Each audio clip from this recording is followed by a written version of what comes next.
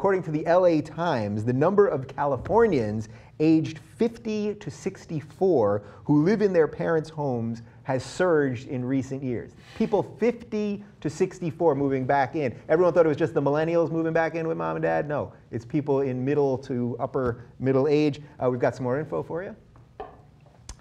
For 7 years through 2012, the number of Californians aged 50 to 64 who live in their parents' homes swelled to 67% to about 194,000. That seems insane. Among 18 to 24-year-olds, 1.6 million Californians have moved in with their parents. Though that's a 33% jump from 2006, the pace is still half that of the 50 to 64 age group.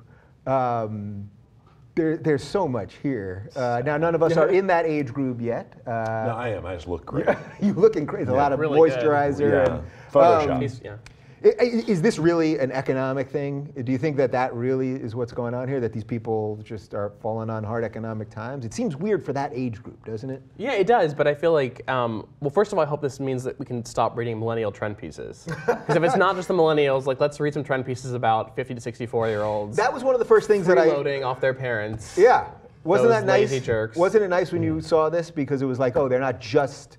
I don't know, are you a millennial? Yes. You're a millennial. Yeah. So isn't it refreshing to see some other age group be besmirched? I mean, it's boomers. Yeah. It's sad. It's sad because, like, you know, obviously there are economic issues at play, and it's more stigmatized to move back home when you are 50 than when you are 20. But yeah, it is kind of like one of those things where we look for kind of trends like these lazy millennials, and I feel like these issues kind of are the economy at large, and not just like an age group of people being, you know, lazy and not working. Right, so we have a bad economy altogether. People just attack the millennials because they're the ones getting in the workforce in a bad economy, not the ones And because we're so obnoxious that it's like we're an easy target. And the selfies with you people. Oh my goodness. Should we be judging these? You know, look, in Europe, look at Italy. Almost everyone lives with their mother in Italy. Yeah, should we be more like Italy? I think we should be more like Italy, at least in food. Yeah, at least in food, that's right. No, I think it's sad more than anything, and I think it's a statement on the economy in a huge way, but I think it's also a statement on the type of jobs that are available, and a lot of people in this age group are trained for jobs that no longer exist, and aren't properly trained for the jobs that are starting to exist. Mm-hmm.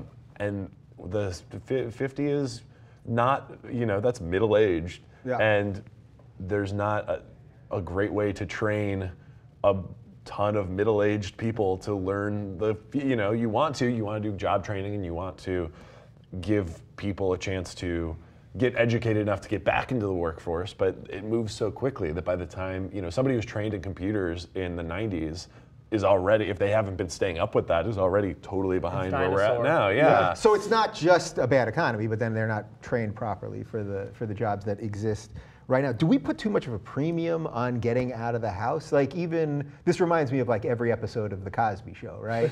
Cliff was always trying to get those kids get out! Well, I mean, we do, though, culturally. You're right, though. In Europe, it's not the same. In many other countries, it's not the same. I mean, the U.S. has a weird thing about kids going to college and never coming back, which is not realistic in this economy. So I think that, it's a weird cultural thing. I don't know if other cultures are so into people who have been out of the house for 30 years, then coming back. Right. But it does seem like a weird thing that we've kind of been conditioned to believe, that you have to kind of get out immediately and never look back. Yeah. Well, it also makes sense, though, that what started this terrible economy was, although it's starting to rebound, but what started the economy was the housing crisis. And so a lot of the people in the 50 to 64 age range probably owned houses that were foreclosed upon. And so they were probably former homeowners who are now renters who can't afford their rent anymore. Like, it's the natural conclusion of people who were foreclosed on 8 years ago. Yeah, I mean, there's definitely a litany of reasons that it's going to. Isn't there something nice, actually, about people this age moving back in? You have elderly parents that are probably in their 80s or 90s at this point. And, people do, it's usually thought of the other way, that the elderly parent moves in with the child, or they kick them off to Shady Pines. I told you I was going to get one Golden Girls reference in. I appreciate it.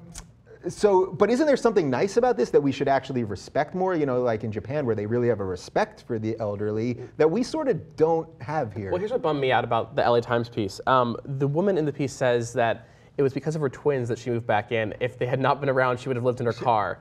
So I was like, is her Yeah. mom reading this? Because if my mom read that I'd rather live in my car than with my mom, I think she'd be a little upset. Yeah. We'll link to the article in the description, by the way, so you can find out a bit more about her.